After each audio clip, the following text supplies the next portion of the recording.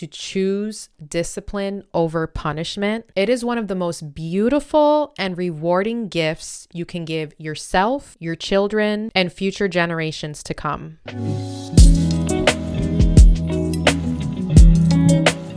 Hello, everyone, and welcome back to another episode of the Mindshift Mommy Show, a space where we are learning to shift our mindset one topic at a time to live our most successful, authentic lives. I'm your host, Jazzy, and today I am going to be talking about the difference between discipline and punishment. I'm going to be diving into how the different styles impact us and 3 tips for how to start implementing discipline more into your life instead of punishment.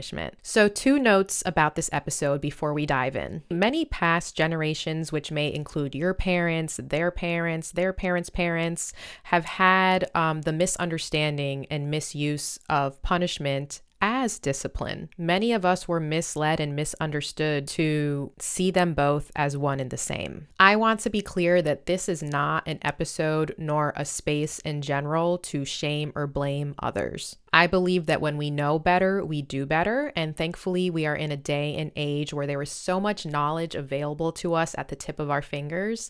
And we are just fortunate enough to do better for ourselves, do better for our children, their children, and future generations to come. Second note, while this episode will be focused more around a parenting lens, you do not have to be a parent to gain valuable knowledge from this episode. We are all former children, so we can relate to this in any way, shape, or form, regardless if we have them or not. And if you were punished as a child or if you were disciplined as a child, you will find that those patterns are still possibly showing up in different ways as to how you act as an adult. There are many ways that we are still punishing ourselves as adults instead of disciplining ourselves. Inner critic, anyone?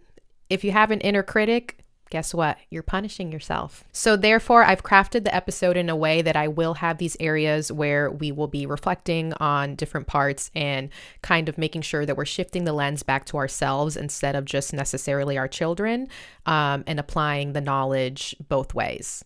We could always learn more insights about how to be more compassionate with ourselves, how to be more mindful with the way we treat ourselves. So yeah, with that being said, let's get started. So the first thing we're going to start with is going into what is the difference between punishment and discipline. In my research, I found that punishment focuses on making a child suffer for breaking rules, and discipline is about teaching them how to do better and make a better choice next time. You can also think about punishment is about controlling a child, whereas discipline is about teaching a child to control themselves. Discipline is about self-control.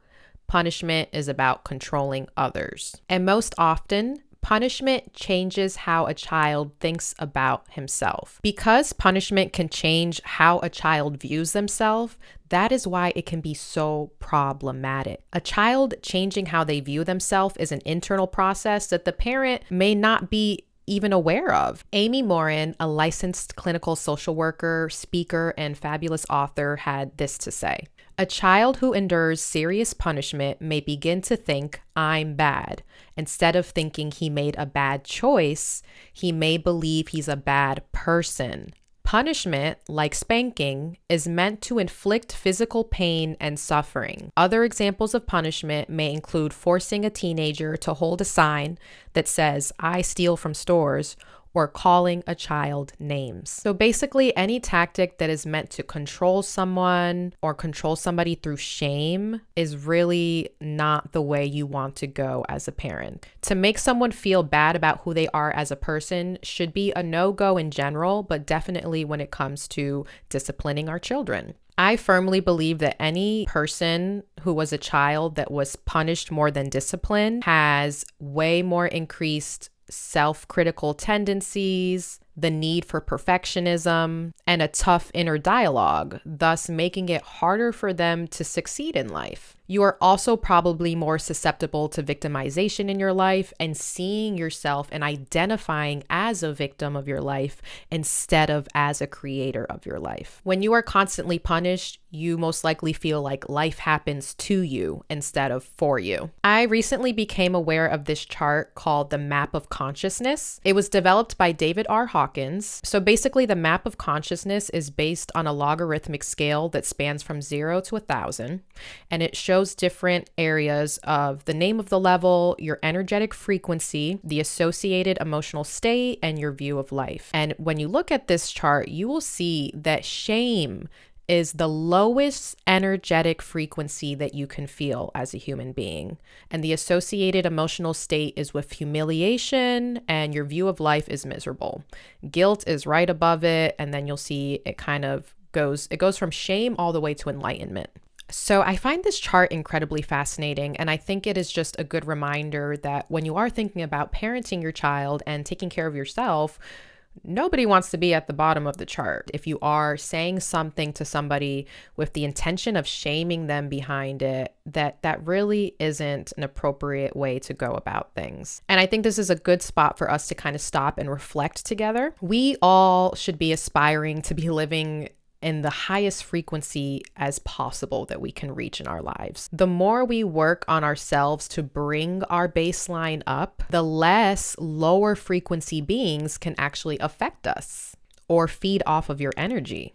So if someone or something tends to bring out the worst in you and you start feeling some of these lower vibrational energies and frequencies when you are either around certain people or whatever the case may be, you should see it as a message of, what is this bringing up inside of me that I have yet to have resolved within myself? What limiting beliefs may you still be holding on to yourself that aren't necessarily even true?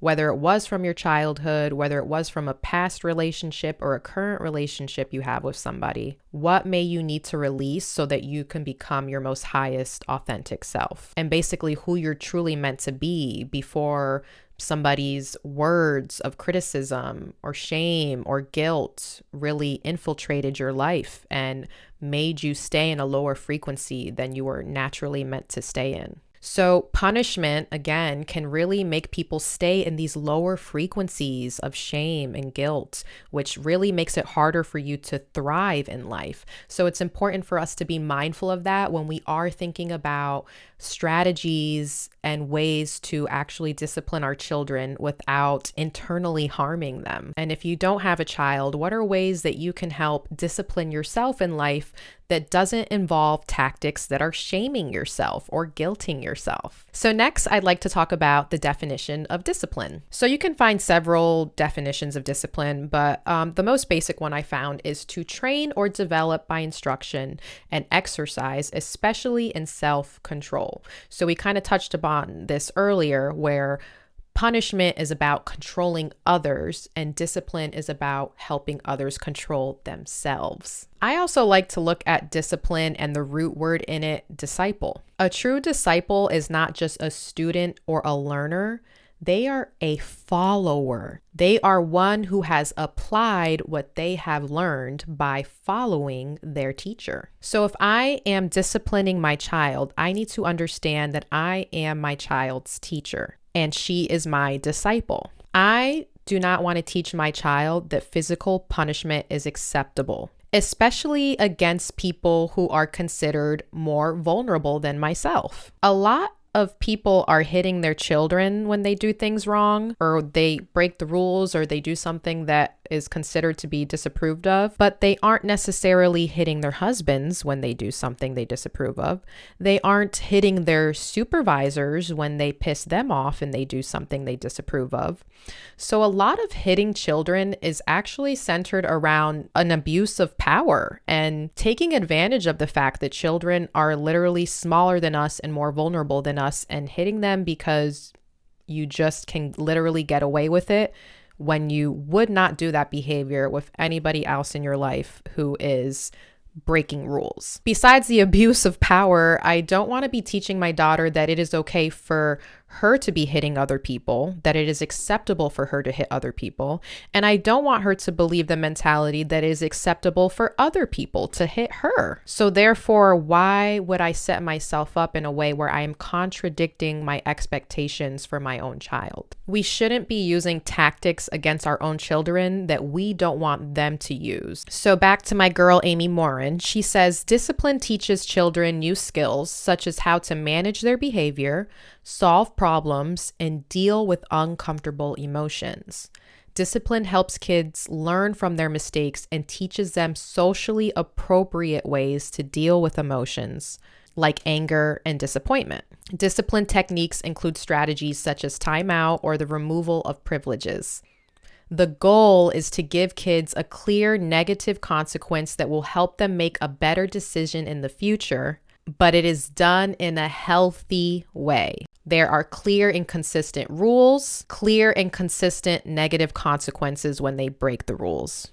The consequences are also time sensitive. So she gives an example as where punishment might be taking away all the electronics from a kid indefinitely. Discipline is more so removing TV privileges from them for 24 hours if they did not listen the first time around when they refused to turn it off after you asked them to. So just yesterday, I had an incident with my 3-year-old daughter where I had to go ahead and use a discipline strategy that I had used with her in the past. She was having a temper tantrum. She was actually getting to the point where she was yelling at me. I'm laughing at it now because the 3-year-old yelling is kind of funny, but she was having a temper tantrum. I was very calm. But she was getting pretty intense to the point where she was getting some toys and throwing them at me. So what I had done was I remained calm and I gently guided her to a timeout for 3 minutes. And this was something that I had actually learned from my pediatrician's office. When I went to get her annual checkup, they give like a sheet of paper that admittedly sometimes I don't bother looking at, but it has information on it like about car seat safety and things that they should be doing at certain milestones. And it had like potty training tips, and it had a little area about discipline. And I noticed that it had a tip about keeping them in timeout for as many minutes as they are old. So I thought that was interesting. And I was like, okay, I just gently guided her to a different room and I had her sit down in the couch there, and she stayed in there for 3 minutes. And at first she was kind of crying a bit and whining, but I just kind of gently closed the door a bit, kept it cracked open. And this worked for me the first time. And this was the second time that I had done this approach, and she really did quiet down. She kind of collected herself, got herself together. And at the end of the 3 minutes, she was completely different. I went in, I sat with her to check in on her. I brought her back to her room and let her know that she had to pick up the toys and the fake eggs and banana that she threw at my head. And, clean up. And as I'm just kind of there with her, again, I wasn't yelling at her. I wasn't saying anything like, pick this ish up. I was just like, okay, you threw this stuff and now you have to pick it up and put it back, everything where it belongs. And unexpectedly, as she was picking up the stuff and doing what she had to do, she was like, I'm sorry, mommy. She apologized to me. And I said, thank you for apologizing. So yeah, that's just an example there that this stuff really does work. When it comes to disciplining your children, especially if you are a little later in the game and your children are older and you're kind of having to reverse some of the ways you have done things, I think you need to be mindful that it's going to take a little longer for you guys to relearn new habits, and your children aren't going to necessarily respond as quickly as my daughter did. So that's just something to keep in mind. If you're feeling skeptical or you're feeling like it can't work for you, that's not true. You just might need to get used to new habits. Everybody in the family is going to have to just kind of shift their dynamics. So don't give up. There's definitely hope for everyone. No matter what age your child is, you can revert back to discipline instead of punishment. The important thing about discipline is that it helps foster a positive relationship between children and their parents. And quite often, that positive relationship helps reduce a lot of this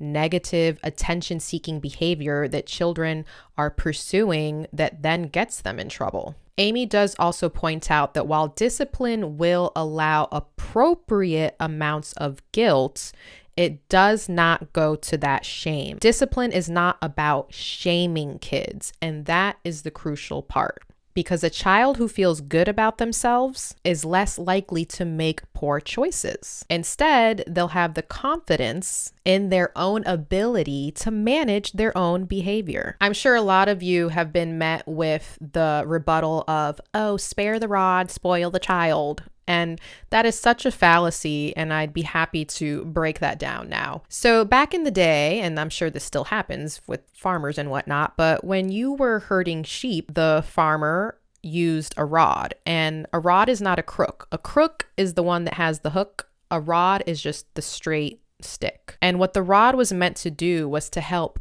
guide the sheep into making sure they weren't falling off cliffs or holes or whatever the case was. So when you think about that quote and the misuse of it, people seem to assume that using a rod means they were thumping these sheep on the head and smacking them and punishing them. And that's not the purpose of a rod. The purpose of a rod is to guide and direct. So the real meaning of that saying is when you are sparing the rod, when you are not using the rod to guide and direct your child or the sheep, then that is when they will become quote unquote spoiled. That is when they will be misdirected, misguided in life. And again, the takeaway here is that a rod is not meant to be a tool of punishment. The rod is meant to be a tool of discipline, of guidance, and you are supposed to gently and lovingly and wisely guide your sheep or guide your child. Moving on, when it comes to healthy discipline, it's important to look at how it helps impact us as adults. Think about yourself right now. When you are guided by a teacher who is non-judgmental, who is more gentle with you, whenever you are being guided without judgment and without shame, you do so much better on whatever that subject is that you are learning about. All of our best teachers are not the ones that were super strict and mean and critical and calling you names and saying you're never going to succeed in life. Those are not good teachers. Good teachers lift you up. They are uplifting, they are inspiring, they show you and tell you you have everything you have within yourself to succeed. That is the type of mentality that we need to have for ourselves and that we need to have for our children. With healthy discipline, you are not afraid of failing and trying new things. Those who are constantly punished, that is a lot harder to achieve. You stop yourself from trying things because there's this mental fear of if you don't get it right the first time, you are going to be punished somehow. You literally feel like you're going to be physically punished, mentally punished, whatever the case may be. And that can stop you from just trying things out altogether in your life as an adult without you realizing it. So I want you to stop and pause and think about this question. What are you holding yourself back from trying in life right now because you have a fear of punishment? And is that punishment an actual real life harm, or is it just in your mind? Whenever we have any kind of fear of outside criticism, inside criticism, people saying things about us, that all is forms of punishment because it can be verbal punishment that you're afraid of as well as physical punishment. But I think as adults, a lot of us are afraid of verbal punishment. So if you got a lot of verbal criticism as a child, that was a form of punishment and it can be impacting you today. And that is why it's so important as we think about parenting ourselves and parenting our children to be so mindful of the words that we use and say too when we are speaking into our children. So here are 3 tips for helping us switch from a more punishment mindset to a more disciplined mindset. Tip number 1 is the most important, and that is prioritize self-care. Take care of yourself and make it a lifestyle. At this point, it's not a choice anymore. It's a requirement. We need to be as regulated as possible to set ourselves up for the best case scenario when it comes to disciplining our children and disciplining ourselves. You need to make sure that you are creating a life that is filled with joy. Create daily routines that are helping keep you regulated. Meditate, pray, journal, exercise, dance, laugh, live, laugh, love. Sing, eat good food, practice gratitude every day. Practice gratitude for your children. We need to remember to be grateful for our children and seeing life through their eyes. And all of these things will help you be able to approach them from a place where you aren't burnt out, where you aren't depleted, where you aren't already coming to them with your cup empty, because being in that kind of state is just setting you up to go back to your old habits or whatever your brain has been trained to do, possibly get physical with them, possibly say something that you don't mean to them, but that can be really hurtful and impact them.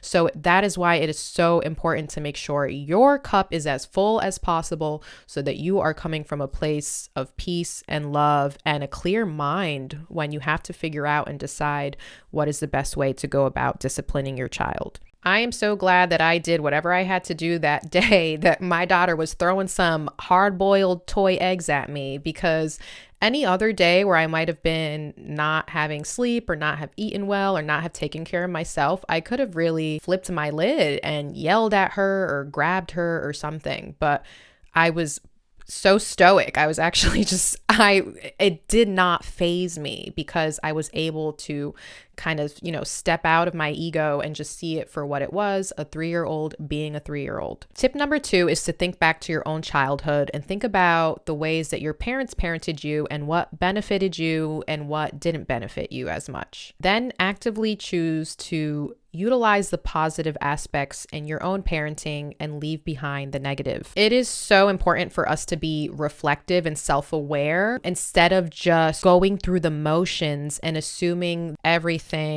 that we've seen growing up is how we are supposed to act as parents. It's important to ask yourself, what did you need as a child that maybe you did not receive? And how can you give that back to yourself now and also give it to your child now? If your parents were not emotionally available for you as a child, how can you make sure to show your children that you are emotionally available to them so that they are not lacking what you may have lacked? Are you spending intentional time with them? Are you having intentional conversations with them to see what their interests are in life? When you have multiple children, are you making sure to have specific mommy-daughter dates or daddy-son dates, daddy-daughter dates, whatever the case is? It's really important to help individualize children and let them know that you see them as an individual and that you care and that they matter and that their interests matter to you. My daughter's still very young, but I'm very intentional with filling her with affirmations and letting her know how much she is loved, how much she should love herself, and giving her constant affection, because it's so, so important for them, especially at those early ages. 0 to 3 are such important ages, 0 to 5, every age is really important. The more love and affection and attention you give your children, the better off they'll be. So you definitely can't go wrong with that. Do not think for a minute that giving your children love, time, affection will spoil them. That is another fallacy, and the research proves otherwise. And the third tip for switching from a punishment mindset to a discipline mindset is to, again, just remember the root word of discipline being disciple, which is meaning a follower. Assume that your child will do everything that you do. So before you act, ask yourself, is this action something that I would be proud that my child reenacts with their child? And that their child reenacts with their child? And if not, then what cycles do I need to break? And what cycles do I need to create for new generations to come? It's also important for us to put ourselves in our child's point of view and remember that their brains are still developing. We need to make sure that we are meeting them in a place that is developmentally where they are and understanding that they are only going to have so many abilities. Even though it may seem like in our adult heads that they should know this and they should know that, that's not always necessarily the case, especially if we ourselves haven't been consistent with giving structure to them and, again, a more thoughtful, discipline-based repercussion. Kids are going to be pushing back against boundaries. It's their way of learning. And I think a lot of parents need to take themselves out of this ego-driven narrative of you need to respect me at all times and not take a lot of children's behavior personally. And that's where I think the problem comes a lot, especially with older generations. They just see you needing to be respectful all the time. But if constant compliance is what you deem as respect, then that's not going to work out for you with growing and learning children. Feeling confused and frustrated when it comes to parenting is completely normal, especially when it comes to all this information and all these different strategies and techniques that are out there. It's important to just take your time, be gentle with yourself, and do the research on all the different strategies that are out there. Read a variety of perspectives and then come up with a parenting approach that feels right for you and your family. As Amy says, the key is that you interact with your kids with love and respect, and the rest will fall into place. To choose discipline over punishment, it is one of the most beautiful and rewarding gifts you can give yourself, your children, and future generations to come. Healthy children become happy, healthy adults. And the more healthy, happy adults we create in this world, the higher we can bring the actual vibration of the planet itself. All we need to do is focus on one person at a time, and it will have an amazing ripple effect. So don't feel like you need to get it right 100% of the time, but just trust and believe that every time you do make that decision to be more mindful in your life, to be more conscious about how you're parenting your child, to make sure you are leading with love and guidance instead of control and anger, you are lifting the vibration of your child, of yourself, of your community, of the planet. And that is such an important responsibility of all of ours. Thank you guys so much for being here today. I hope this episode was helpful. Let me know in the comments below how you are choosing discipline over punishment in your life, and I will see you in another episode. Take care. Bye.